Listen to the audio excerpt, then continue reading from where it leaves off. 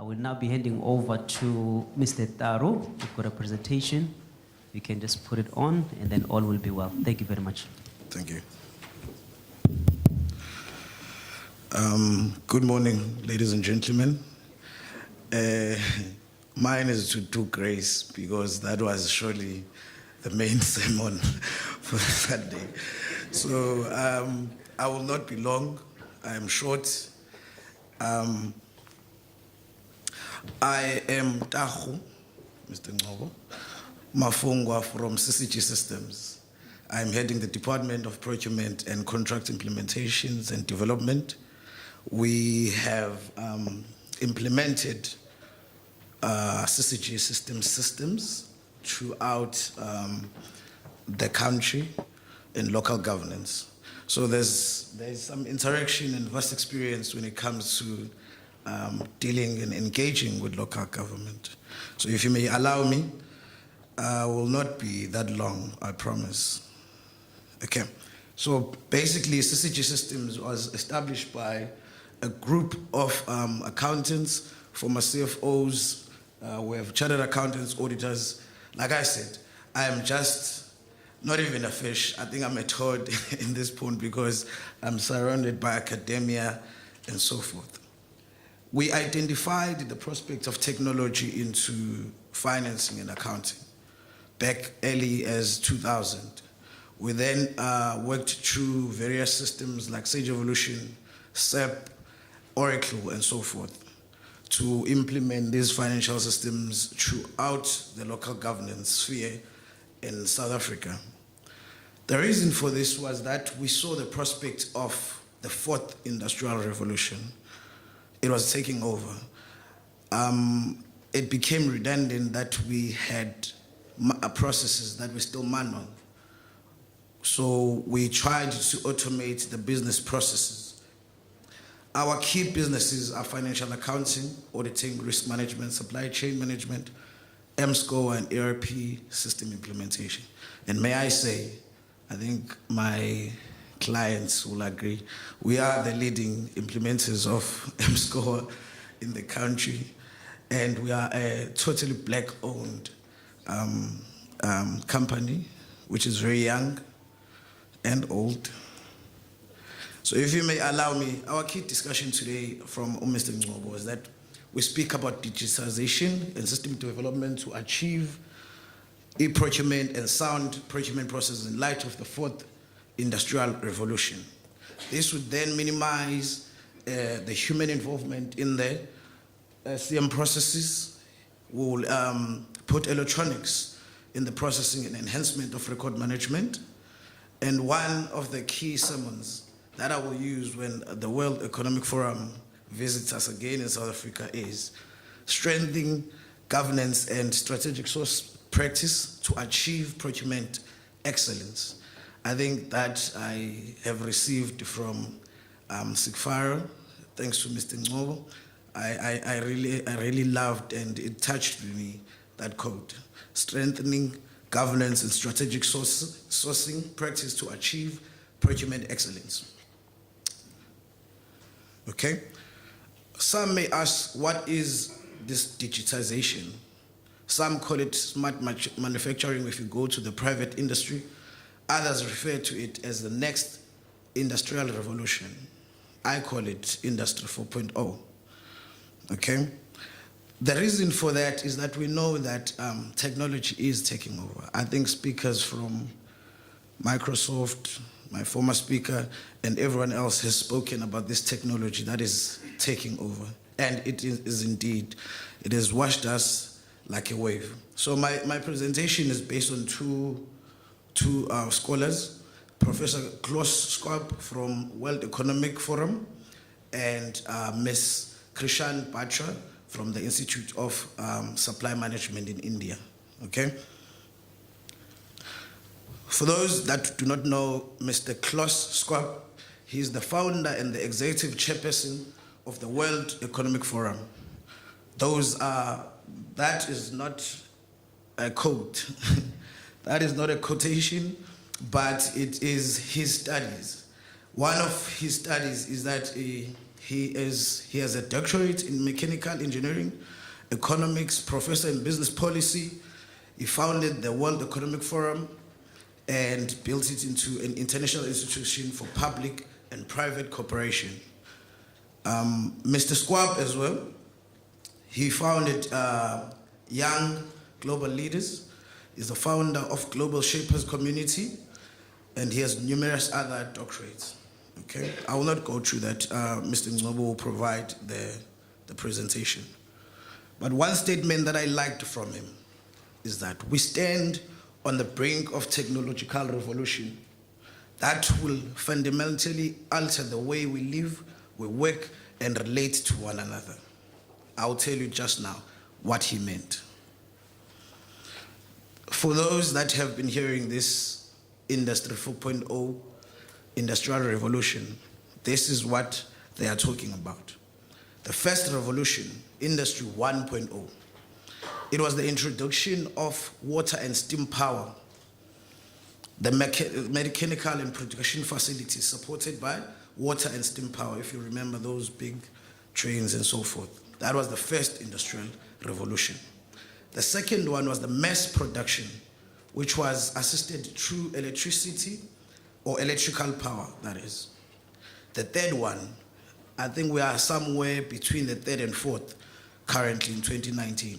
But the third one started around the 2000s, in fact, before 2000, 1964, if I may. It is combining the IT and electronics to allow further automation of the process, of the production process.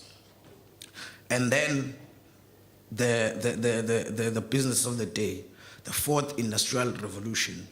It speaks about the connected enterprise. It speaks about the Internet of Things. It's your WhatsApps. It's your Waze, Siri, robotics, and so forth. And you are currently on the fourth, or Industry 4.0. If maybe you just want to see the timeline of that. The timeline of that, like I said, Industry 1.0 was the mechanization, steam power, and weaving loom. That was 1784. Industry 2.0, mass production, assembly lines, electrical energy. That was 1870. Industry 3.0, automation, computers, NASA, 1969. And today, that is Industry 4.0. Cyber, physical systems, Internet of Things. We no longer just have Internet of Information, but we have Internet of Things. Okay, it's the networks, it's the ERP system, it's the automation, it's the reforms in business processes. You no longer need to, for example, I always say to my clients, you no longer need to worry. If you can define it, if you can set rules on it, then we can surely automate it.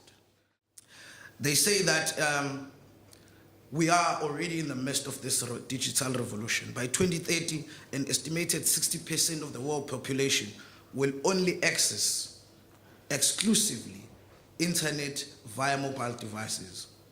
I've seen colleagues of mine already, they own one or two, in fact, more than one mobile device. I own, I think, one or two mobile devices. So they're saying by 2030, an estimated 60% of the world population will access internet exclusively from mobile devices. I'm sure, as SIGFARO, as local governance, as practitioners, as supply chain, as systems people, we would want to capitalize on that opportunity. We wouldn't want to be left behind. I'll tell you why just now. Okay, so each day, large global corporations, many of them were historical leaders back in the past. We had big companies back in the past. But because they did not take advantage of these technological reforms or revolutions, they were confronted with new challenges. I'll show you just three of those. I'm sure the generation of the past will know there was a bookstore in the US called Borders. It was bigger than any other bookstore in the world. They were driven into bankruptcy in 2011. From the resurgence of your Amazon, your e-books, and so forth. Nobody wants to go to a bookshop and buy a book now. You can just rent a book online. You can just buy a book online. Kodak. I think we all grew up with Kodak. Kodak moments, they used to say, would smile and so forth. But they were defunct in 2012. Why? We started having selfies on our phones. We started having cameras on our phones, on our mobile devices. We digitalized that environment. They did not conform to the changes of technological revolution. They were defunct. Blockbuster. I'm not sure if you know Blockbuster. I think in South Africa we had something, I forgot, but it had a rate tape. I forgot what it was. But you would go and hire video cassettes, DVDs, and so forth.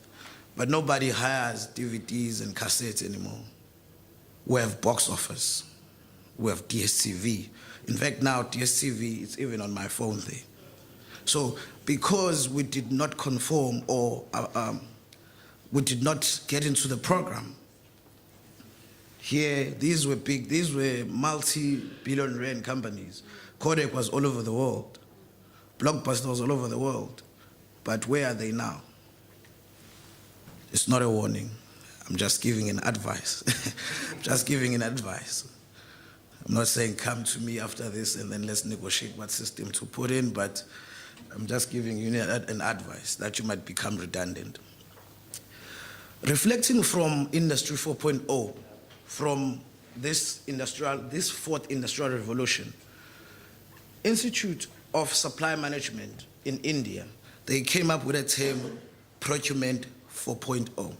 The reason I'm standing here today, digital procurement. I'll give you an example. I once worked in a municipality with a colleague of mine there. We used to run around with papers, chasing signatures. At times, we didn't even know what needs to be, what would make a complete document. Because we were guided by the knowledge that we thought we have. We were guided by the process that we thought were right. But if we digitalize this process from the compliant, adhering processes, we can then, therefore, mitigate risks of incompleteness, non-compliance, and most importantly, efficiency. We have begun the fourth industrial revolution. My colleague here was in the UK, but he could approve his payments, I think, from his smart app, from his digital app. No one had to rush or chase him overseas to get his signature. So I'm just saying, it has started, it has begun. Now this innovation will disrupt the way organizations work today, the way we relate to each other. The entire value proposition of procurement to their suppliers, customers, and internal processes at large will be disrupted by this disruptive innovation or the fourth industrial revolution. I'm not going to go into detail, but this is what Krashan Batra describes as what exactly is this digital procurement. We need to capitalize on new cost performance levers, capitalize on the technology to maximize procurement levers, optimize efficiency of procurement. Okay? I will give you the slides, you will read into detail. I'm not trying to put a lecture or a class on industrial revolution, digital procurement. I'm just bringing awareness so that we can discuss after this, okay?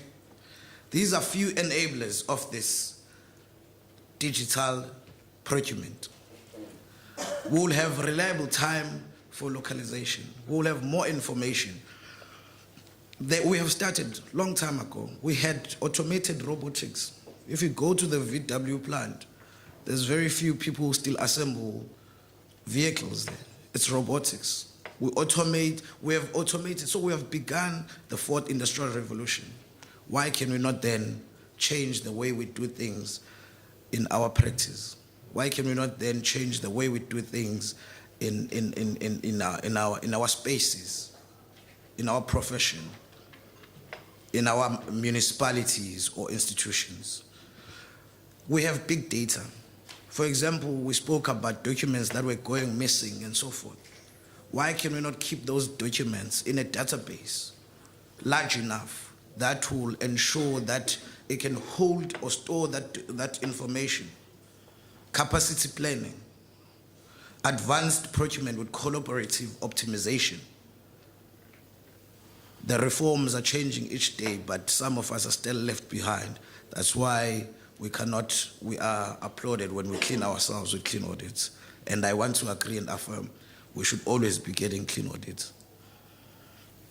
Centralized supply management, I think we've started with that with CSD.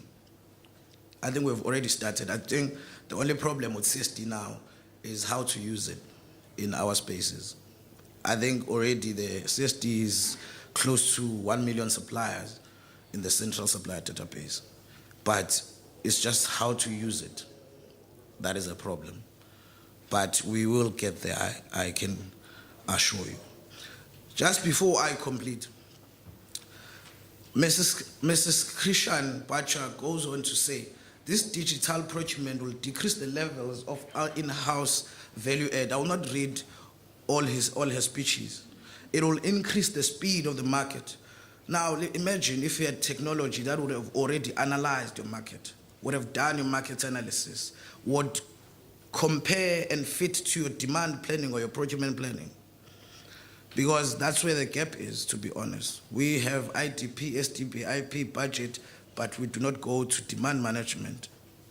And then we want to skip and start acquiring without demand management. Maybe people are scared to do market analysis. Maybe people are reluctant to take historical data. But imagine a system that will store that historical data for you. That will tell you when you bought that glass 2 months ago, it was 10 rand.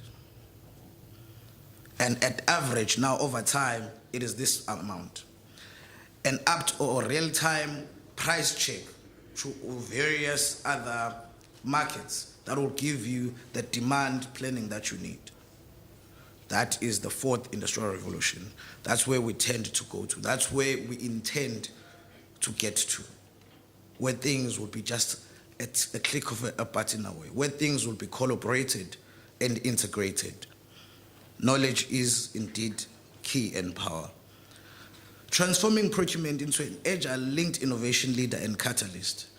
I want to agree with that because I believe supply chain is the heart of any institution.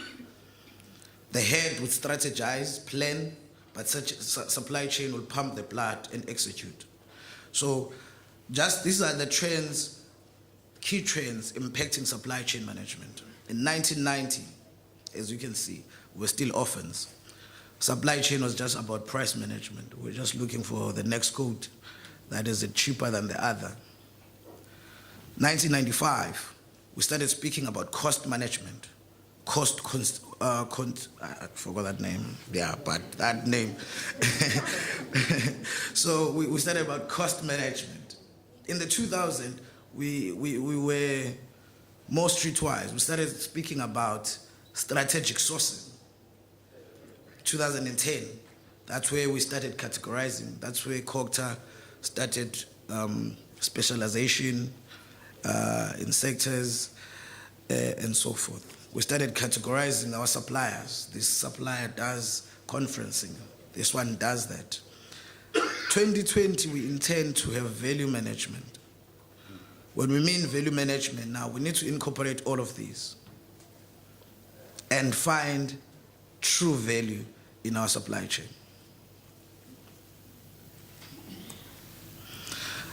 As I'm about to finish, just the procurement in the future. Now let's go to the future. Traditional procurement will be a thing of the past. That we know. It already is.